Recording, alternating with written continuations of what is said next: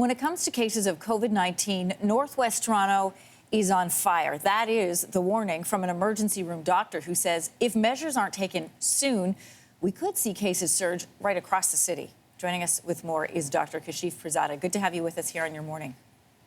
Good morning, Anne-Marie. Test positivity rates in parts of Toronto are sitting as high as 11%. That's according to the Toronto Star recently. Just to give everyone some context, New York City shuts areas down when they surpass 3%. So I want to know from you today, doctor, what's driving the numbers up and how do we better protect those populations living in the hotspots?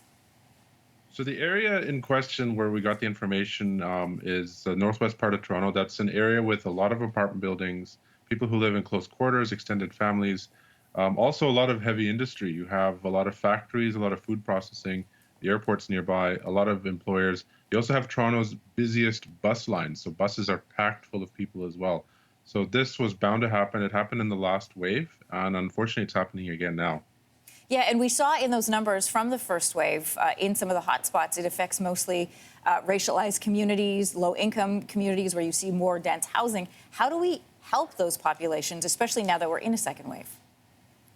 I think we can do a few things. Firstly, we need to make sure employers are doing safe things to take care of their workers. A lot of these workers work in, I know that I've worked in this area for over a decade, and people that are very hardworking. They work 3 jobs, part-time jobs. They work in crowded factories, and employers need to take better care of them, need to make sure they wear masks, space them out. The other thing is we need to do more outreach. We need to bring testing to them, and we need to make sure that they have access to the new federal sick day benefit. Maybe they don't know about it. Maybe it's something that can keep them from going to work sick. That's another concern. Many people in this area are the major breadwinners in their families and are concerned about losing money if they don't go to work.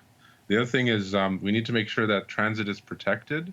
Like everyone should be wearing masks on TTC. It's required, but it's not enforced. But it's time to start enforcing these things now. Yeah, especially in that area. The line that runs in that area is one of the busiest in the entire city of Toronto.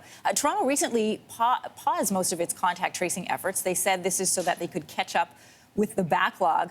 There's also a backlog in testing in Ontario. It's so critical. You know, we learned yesterday swabs are being sent down to California for processing. How would you describe the situation in the city of Toronto right now? So I work at a hospital near that area, and we have a fax machine. We still use fax machines. That's been basically spitting out positive results nonstop, and we've had to call every single one of them. I personally have seen many cases of severe COVID. Many of them have to go to the ICU, and that's a complete change from the summer where we didn't see much. So it's definitely in the last week or two has changed a lot, and we all need to be concerned because it's not going to stay in these corners of the city. It's going to spread. As you saw, New York City closes things at 3%. If we're already at 10%, that's very alarming, and it's going to spread. And it's already looks like it's spreading in Scarborough and other parts of the city. So we all have to take care and be more careful. We have to consider targeted closures and a lot of the protection measures I talked about earlier. Well, let's talk about that. So the city and the province seem to disagree over who has the authority to actually introduce lockdown measures. We've seen this debate this week between the mayor of Toronto, John Tory, and between the premier.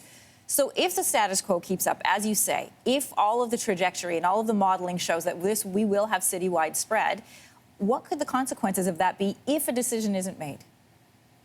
So already we're seeing an uptick in ICU cases. We're already seeing an uptick in deaths. I think there was 5 day before yesterday, 6 yesterday. So you're already seeing that curve start to go up. What we're going to start seeing is more of the same. You're going to start hearing that hospitals are full. They're going to have to cancel elective surgeries.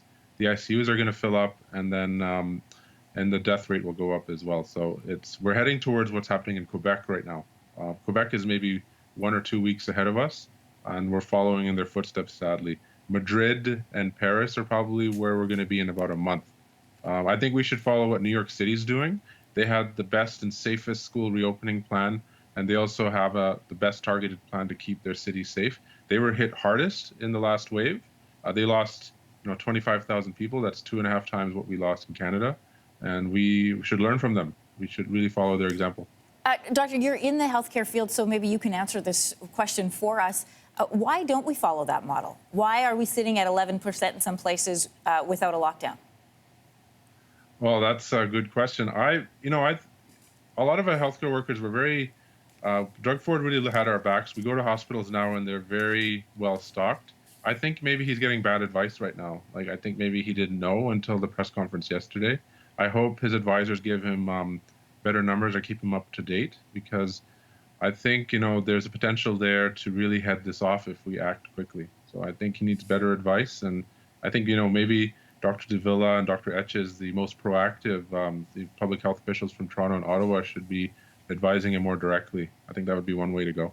Yeah, Dr. Davila has been very outspoken, such as yourself as well, about the situation happening in hospitals and in neighborhoods in the city of Toronto. Thanks for coming on this morning.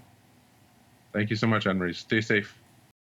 Thanks for watching. If you like this, be sure to subscribe here. And you can check out more Your Morning videos right here.